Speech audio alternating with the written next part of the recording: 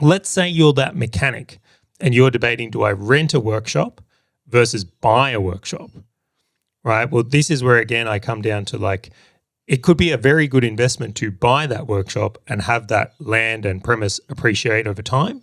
And then you potentially sell that premise into your retirement plan or lease it out to the next generation of mechanics, right? On the other side of things, if you were to lease that, maybe that frees up capital in your business where you would actually be able to have more stock or get more staff.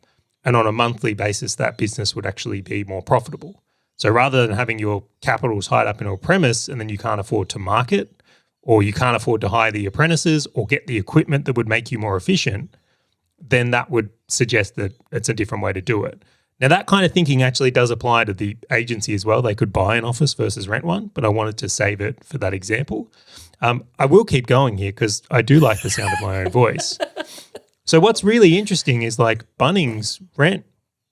Literally, Bunnings don't buy their locations because they have appropriated that the capital in that business is better used buying stock. They need to make sure they have the cash to fill these factories, not own these factories. If all their money was tied up in owning the land and the factories that they operate the business within, they wouldn't have as much stock or as many locations. So it's kind of like this. That example for me, when I heard it, completely shifted my view on leasing versus buying an office because I had been biased on that idea as well. So anyway, I'll shut up now. Dude, there's so many points for me to riff off now. My mind's like with all this list. It was really interesting. So I know a gentleman, and you know what? I'm going to go with the second point first. It's funny how you spoke about like the concept of Bunnings not buying property and just leasing it because they want to purchase more stock. Because McDonald's is completely different, right? Through the States, McDonald's wanted the property and then we're basically putting McDonald's on them. Now, the interesting thing is business model, right? We were just talking about business model. Is that just going to be the common theme through all of this? But I think this is I'm just going to keep bringing it up every single time we sort of touch on this topic because this is how embedded business models are in absolutely everything. It's like, well, that is a business model decision. Like you are deciding that the better thing is the selling the product or the better thing is buying the property. Like this has to fall back into your business model to validate. That is such a good example, by the way, because you got to remember that McDonald's is literally it's a hamburger restaurant, right? But look what their business model, like better business model one here. If you are able to think about and re-engineer a business model to be that, look what has happened. So very, very fascinating. I know. So here you go. I know a guy, and I won't mention who, but the story will probably allude to it. Anyway, screw it. So this guy owned a motorcycle store in Melbourne CBD, and he's a friend of mine. Great guy.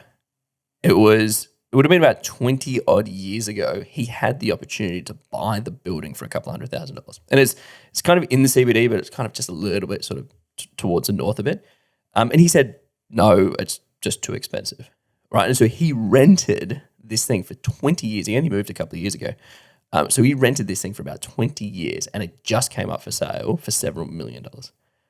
And he was just like, why? Like keep kicking himself. He's like, here I am selling motorcycles and all I needed to do was buy the property, operate out of it, basically pay the mortgage down and I would be in a fundamentally different financial position here.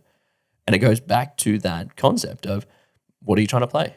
Like in order for him to make that, I'm going to buy this property decision, he would have needed to know a lot more about real estate that he did not know at that time and he still doesn't know than the business model of running the business, which is selling motorcycles, buying them cheap, selling them, doing all those kind of things, right? So I would also add to the top of what you're saying, it's like for the person who's looking to buy the premise, do they know enough about the area, about the asset they're looking to buy in order to mitigate the risk of it not going up, mitigate the risk of what happens if their business goes through a dry month and they need to make a mortgage payment. Like what are the other risks that are associated to it to justify whether or not that is the right thing to do, which is buy the premise in order to operate the business from. And so there's layers to that as well, right? Because so many. If you were going to rent the same joint for 20 years, the rent's going to go up over those 20 years. Which it did.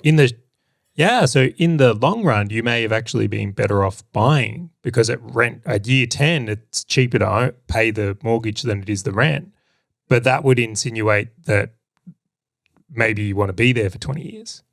So if you're going to outgrow your workshop, or you're going, I'm only going to be here for 5, knowing that I need a bigger one at another point, that would come into this decision making as well.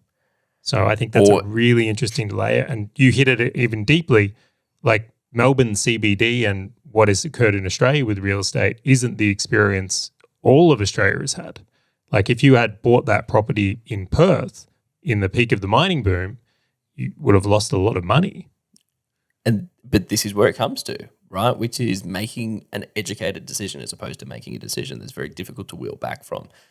Hey, fellow business owner, if this topic and value-packed short video has resonated with you at all, and you want to dive deeper into creating wealth inside and outside your business, check out the full episode by clicking the link on your screen or in the description right now.